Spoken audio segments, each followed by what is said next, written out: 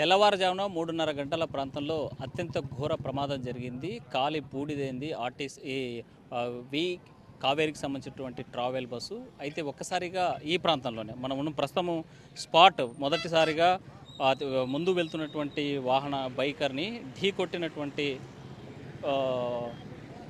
వేగంగా వచ్చినటువంటి travel bus ఇక్కడే ఢీ కొట్టింది. ఢీ కొట్టడంతో ఒక్కసారిగా ఎగిరిపడి శివశంకర్ అనేటువంటి బైకరు ఈ పక్కనే పడిపోయినటువంటి పరిస్థితి ఇక్కడ మనకు స్పష్టంగా కనిపిస్తుంది. ఆ నెత్తుటి మరకలు, అదేవిధంగా అక్కడ తనకు సంబంధించినటువంటి చిప్పు కూడా పడిపోయినటువంటి పరిస్థితి. అయితే ఢీ కొట్టగానే ఎగిరి పడిపోయాడు బైకరు.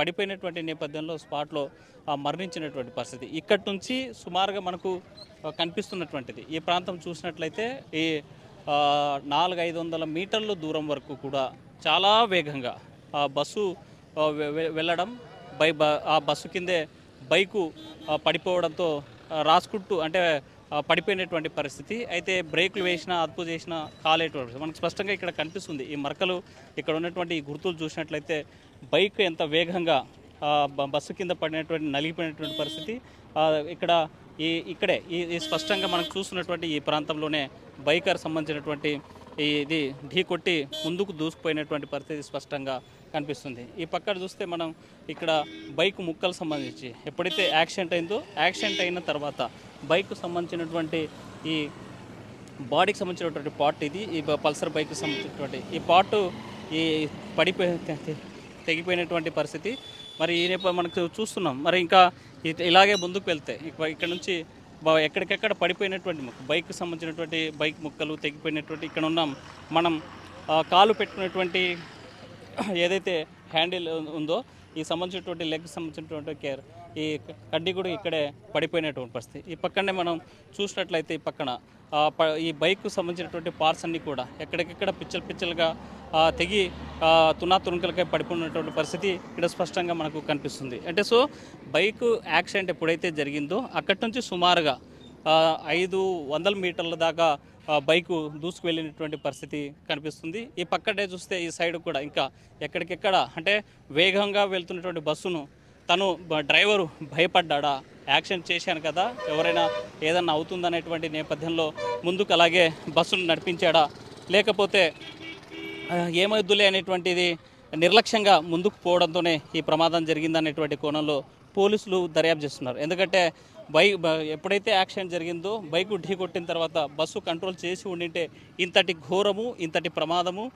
ఇంతటి అగ్ని ప్రమాదం జరిగేది కాదు. ఎక్కడికెక్కడ మనం చూస్తున్నాం బైకు సంబంధించినటువంటి బైక్ ముక్కలు చాలా వేగంగా దూసుకుపోయినటువంటి నేపథ్యంలో బస్సు ఈ ప్రమాదం జరిగింది. ఈ ప్రమాదంలో ప్రయాణికులంతా కూడా 40 మంది ఉన్నటువంటి నేపథ్యంలో ఇద్దరు ఎవరైతే డ్రైవర్స్ ఉన్నారో వీరంతా కూడా వెళ్ళినటువంటి పరిస్థితి తాజాగా కనిపిస్తుంది. సో మొత్తంగా చూసుకుంటే ఈ ప్రాంతం అంతా ఇక్కడ నుంచే ఢీ కొట్టి ముందుకు దూసుకుపోయినటువంటి పరిస్థితి. 500 మీటర్ల దాకా బస్సు కిందే బైకు వెళ్ళినటువంటి పరిస్థితి. ఎంత దూరం వెళ్ళిన తర్వాత కంట్రోల్ అయిన తర్వాతే ఇది జరిగినటువంటి పరిస్థితి మనకి స్పష్టంగా కనిపిస్తుంది. పెద్ద ఎత్తున జరిగినటువంటి ఈ ప్రమాదము ఘోరము.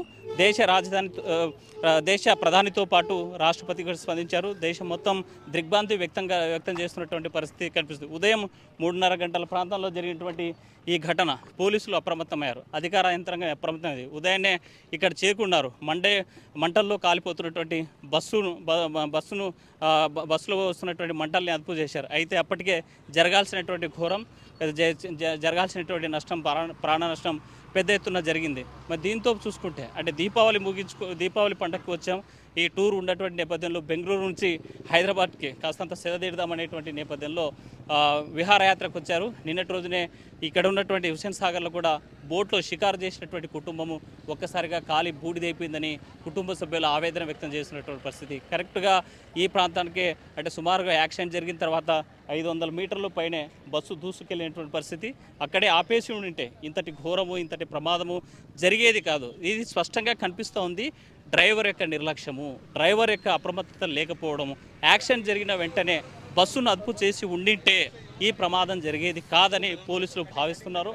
ఆ కోణంలోనే దర్యాప్తు చేస్తున్నటువంటి పరిస్థితి స్పష్టంగా కనిపిస్తుంది. సో మొత్తంగా చూసుకుంటే ఉదయం తెల్లవారుజామున 3:30 గంటలకు జరిగినటువంటి ఈ ఘటనతో ఒక్కసారిగా తెలుగు రాష్ట్రాలు ఉలికిపడ్డాయి. ప్రధానంగా హైదరాబాద్ చెందినటువంటి వాళ్ళే ఎక్కువ సంఖ్యలో ఉండడంతో ఈ ప్రమాదం తీవ్ర స్థాయి ప్రమాదం జరిగింది. సో దీనిపైన మృతులు ఎవరెవరు ఉన్నారు, దానికి సంబంధించినటువంటి వారు ఇంకెవరు ఉన్నారనేటువంటి పైన కూడా పోలీసులు దర్యాప్తు చేసినటువంటి పరిస్థితి. కాసేపటి క్రితమే ఫోరెన్సిక్ కూడా రంగంలో దిగిన తర్వాత ఇక్కడే పోస్ట్ మార్టం నిర్వహిస్తున్నటువంటి పరిస్థితి. ఆ మృతదేహాలను వారు అప్పచెప్పేందుకు అధికార యంత్రాంగం అప్రమత్తమవుతుంది. ఆ రకమైనటువంటి ఇక్కడే ఏర్పాట్లు చేసినటువంటి పరిస్థితి అయితే తాజాగా కనిపిస్తుంది. వీడియో చంద్రశేఖర్తో హుస్సేన్, RTV ఘటనా స్థలం నుండి.